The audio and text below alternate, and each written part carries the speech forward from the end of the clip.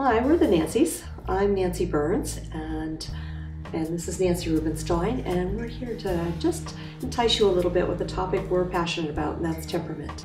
Gonna take a temperamental journey. It's gonna set my heart at ease.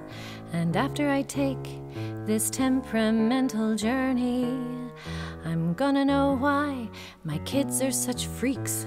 Kidding.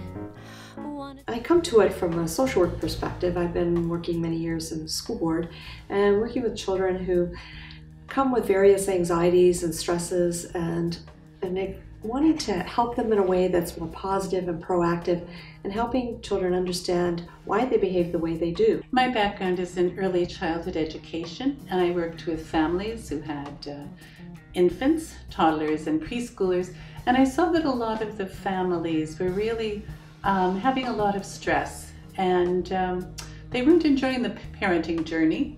I also saw parents who had a lot of strength as parents, a lot of skills, a lot of experience with children, and they were having a difficult time, while other parents who didn't have strong parenting skills had fairly easy children to raise. And I was intrigued why the parenting journey can be so different. And I wanted to see if we couldn't make it a bit more fun and rewarding for all families. Temperament is our behavioral style.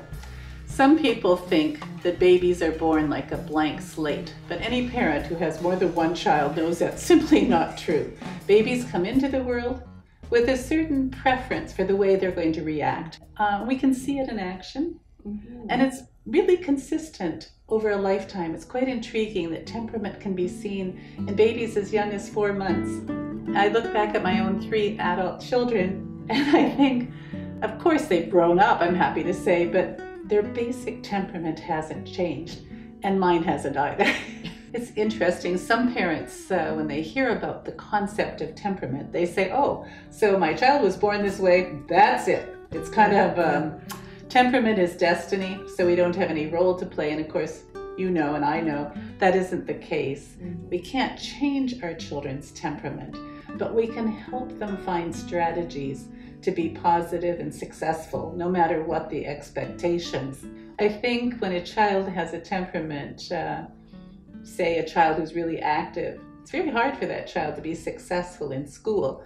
And if we do a parental harangue, why can't you sit still? I could sit still when I was your age. Your brother sit still, your sister sit still. I don't think that's effective at all. But if we say to our children, I know it's really, really hard for you to sit still, and I'd love to help you find ways that you can be successful in school. Let's sit down together and work out some ideas. And that's part of that reframing we try to do, because it's not that child's trying to make our life difficult by being, we call that hyper child or whatever.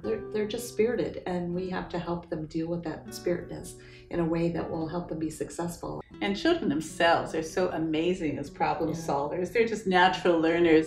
So the more we can engage children in understanding their own temperaments and how it plays out, the more successful they're going to be. Yeah, I think it helps them. We all think that we see the world through the same lens, and they're quite surprised when they hear that I'm not seeing the world the same way you are. And even like if they're having a conflict with a teacher, or a conflict with a friend, or a conflict with a parent, if we do the temperaments of the two, they can really understand where that conflict arises from. I know that during pregnancy I had expectations for the kind of child I wanted, or the kind of child I expected, based on who I was, who my husband is. I had to watch them and figure out what worked, what soothed one baby didn't soothe the other, and what excited one baby terrified another.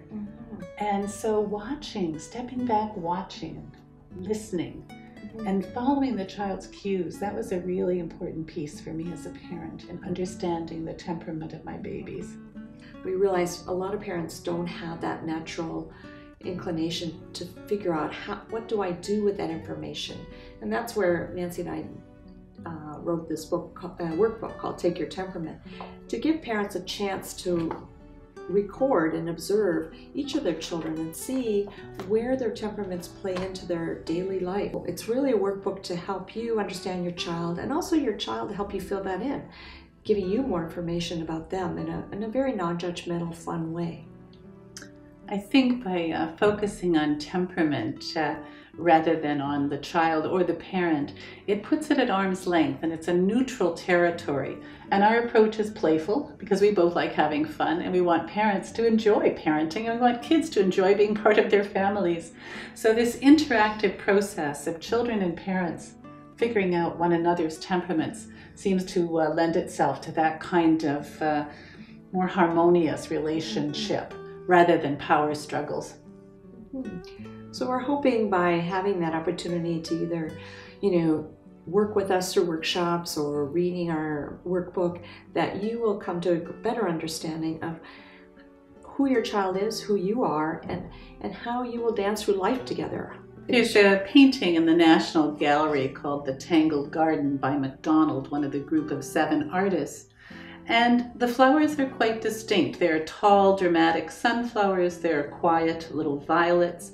And we say to parents, the flower you were given may not be the flower you expected, but nurture it. It's beautiful. Nurture it as it is. Don't try to change that flower. And you can email us at takeyourtemperament, all one word, @rogers.com, or go to our website, www.takeyourtemperament.ca. Or you can go online and order our book through General Store Publishing Company. So, hope to hear from you. And we hope that we can help you enjoy the parenting journey. And for this, I thank my good friend Nancy. My behavior is fine and not wrong.